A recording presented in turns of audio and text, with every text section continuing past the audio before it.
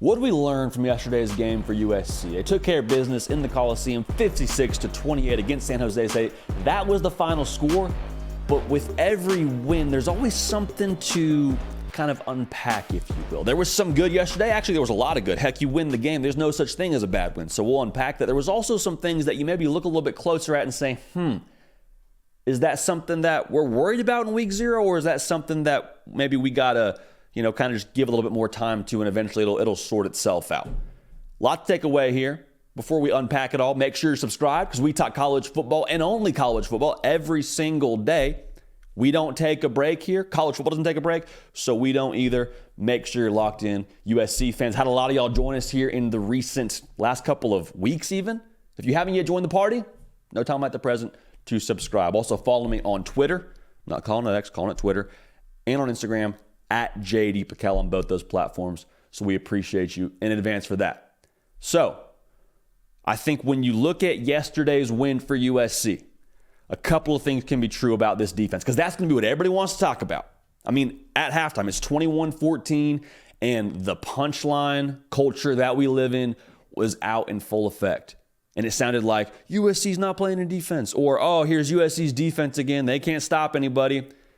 So you kind of had to sit with that for a second if you're a USC fan. You saw what it did in the second half, and eventually the offense just kicked it into overdrive like they already did a season ago and like they kind of did in that first half, to be honest with you. What you expected your offense to be, it was yesterday.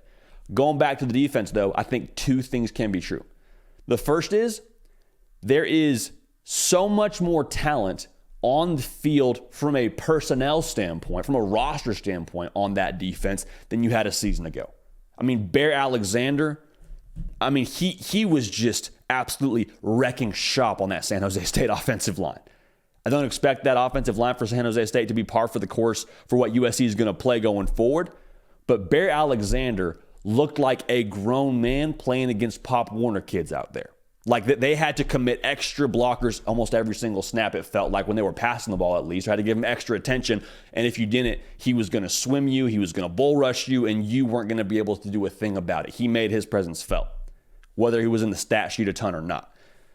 But the other part of this that I think is 100% true, even with all the talent you had on the field, even with the improved talent you had on the field from a season ago, it might take a second, it's going to take a second from the way things look for it to totally mesh, totally gel, and for you to get all of the potential out of that side of the football. It might just take a second, because this is a bunch of new individuals, especially on the defensive line, that are playing together. We saw some things that just looked like week 0 yesterday, and we'll touch on that more here in a second. But I think the reality is it's okay that you didn't look how you wanted to look defensively yesterday. You won the football game. You made stops when it counted. You made plays when it counted. I don't think there's any reason to be overly concerned about that. Yeah, you'd like it to look better. But let's not get caught in the overreaction culture of saying USC's this, USC's that. Their defense isn't going to be as good as we want them to be to make a college football playoff. Like, let's all just tempo down just a little bit. And for all that we're saying about USC's defense, I was watching that game last night at half and saying, dude, Chevan Cordeiro, quarterback for San Jose State, he is a dude. Like, is he Bo Nix? No. Is he going to be the best quarterback they play? No. But to say that he was just a scrub out there, this is 6th year playing college football. Dude's got a lot of experience under his belt, and he was diming it up yesterday. I was impressed by him. And I understand the San Jose State branding. You're like, man, what's USC doing messing around with San Jose State? That was a good quarterback they played against yesterday. Again, not the cream of the crop when it comes to college football, but especially in that conference, that's a dude now.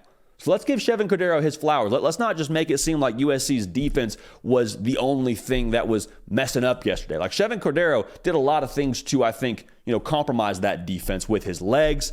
He was diming him up, throwing to his roommate, I believe it is, or at least I think it's his roommate, former quarterback Nick Nash, the receiver for San Jose State. They were making plays yesterday, so give him some credit there. But even so, when it came down to it,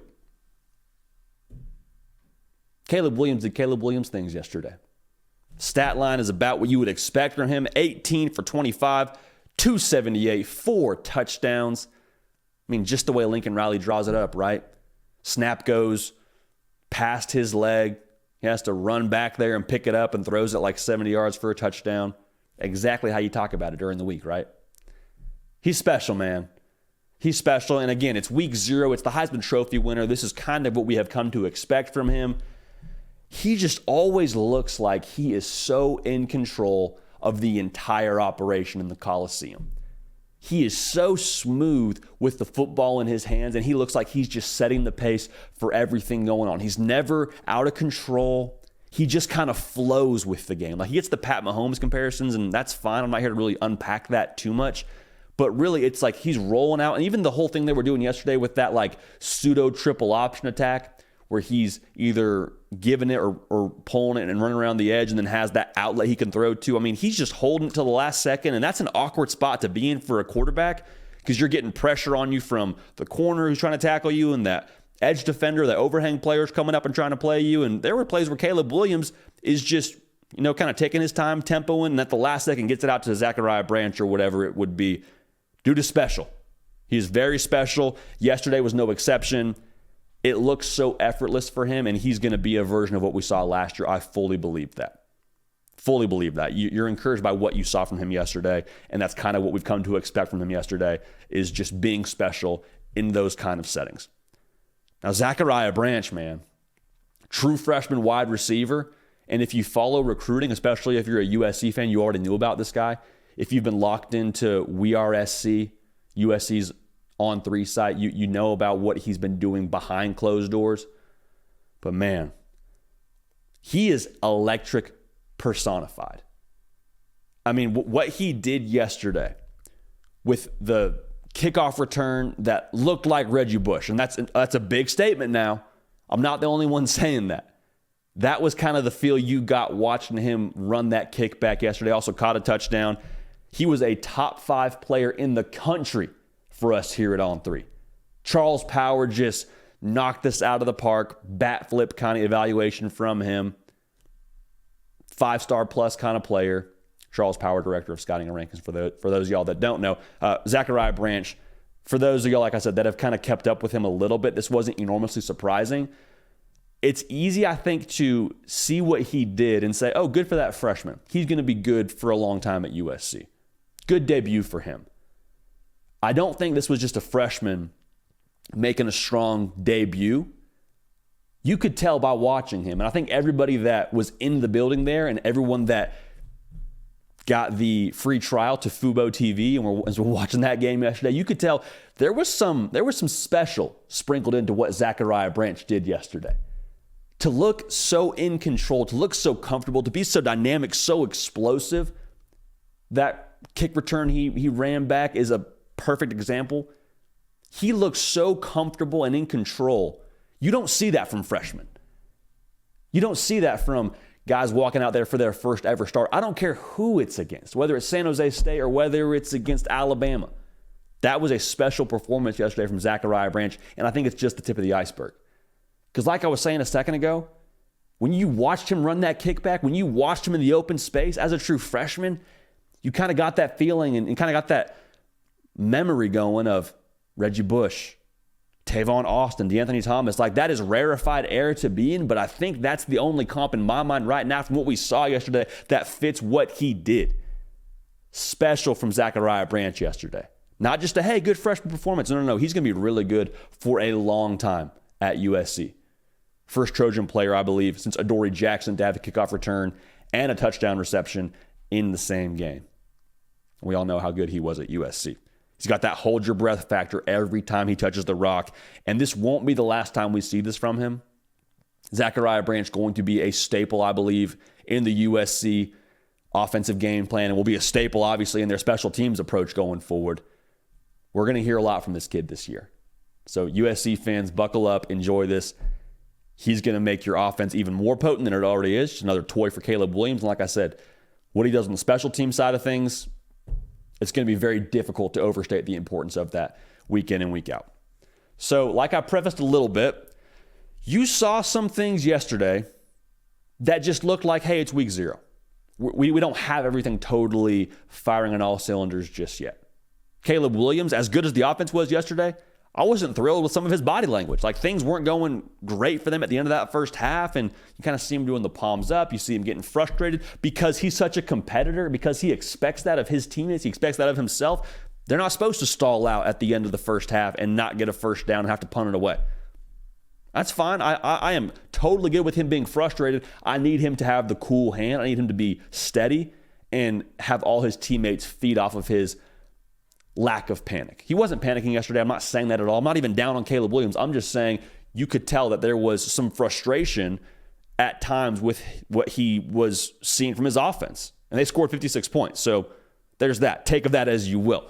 Now, defensively, it felt a little bit alarming, right? It felt like, man, we got all these new players that were supposed to be more talented. Why are we messing around with San Jose State in the first half?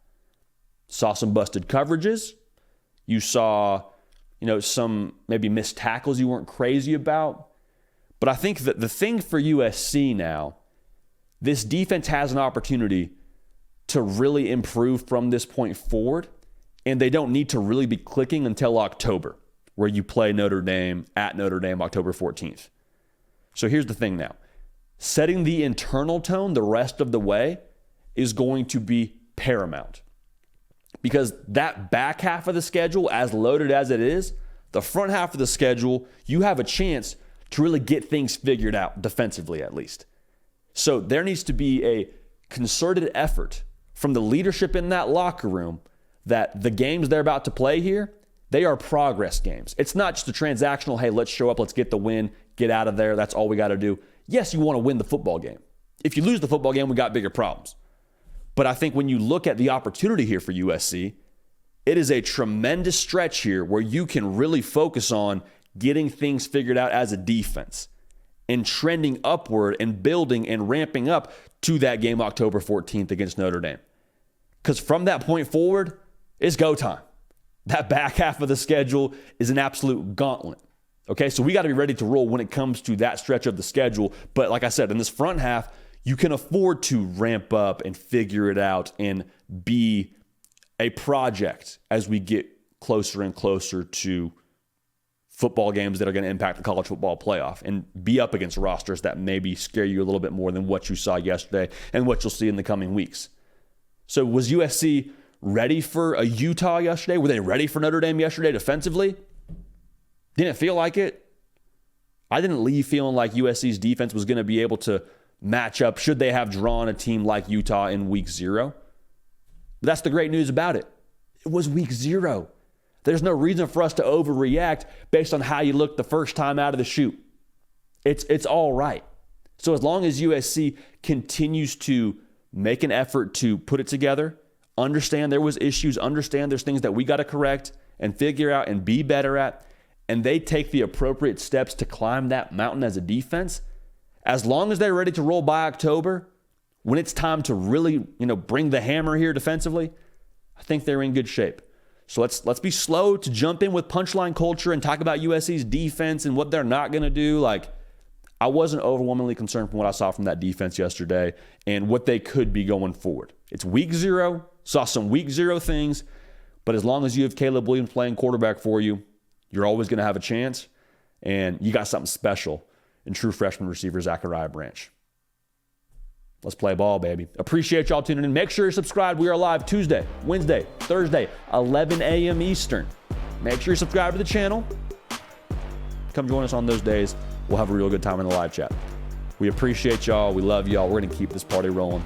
We will see y'all next time. Hey y'all, thanks so much for watching. Subscribe to the channel here to make sure you don't miss an episode of The Hard Count. Also be sure to check out other videos on the On3 YouTube channel.